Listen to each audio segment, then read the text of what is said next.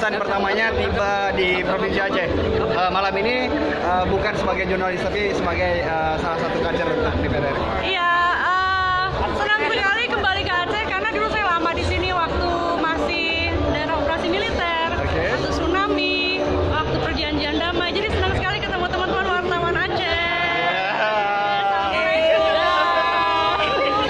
Apa kesannya setelah tiba di Provinsi Aceh setelah sekian lama?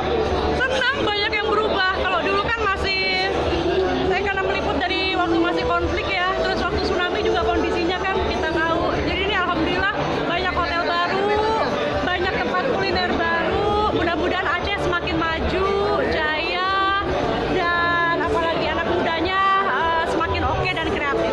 Kalau target Pak Mutia sendiri di Provinsi Aceh, cawapres dan nomor